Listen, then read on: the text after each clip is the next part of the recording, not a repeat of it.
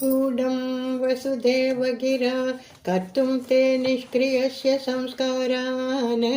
हृद्गतहोरातत्त्वो गर्गमुनिः त्वद्गृहं विभोगतवान् नन्दोतनन्दितात्मा वृन्दिष्टं मानयन्नमुं यमिनां मन्दस्मितार्द्रमूचे त्वत्संस्कारान् विधातुमुत्सुकदेः यदुवंशाचार्यत्वात्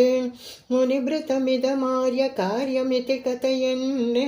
गर्गो निर्गतपुलकः चक्रे तव साग्रजस्य नामानि कथमस्य नाम कुर्वे सहस्रनाम्नो ह्यनन्दनाम्नो वा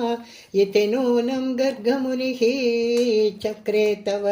नाम रहसि विभो कृषीणातूर्णकाराभ्यां सत्तानन्दात्मतां किलापि लभते जगदगकर्षित्वं वा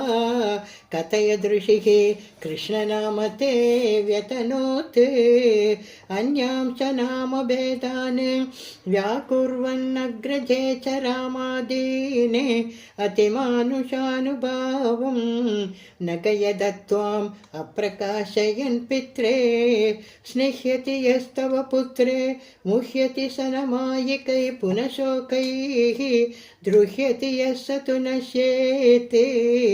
इत्यवदत्ते महत्त्वं ऋषिवर्यः देश्यति बहुतर दैत्यान् नेष्यति निजबन्धुलोकममलपदं श्रोष्यति सुविमलकीर्तिरस्येति भवद्विभूतिमृषिरुचे अमुनैव सर्वदुर्गं तरितास्तकृतास्तमत्र तिष्ठध्वं शरीरेवेत्यभिलपन्ने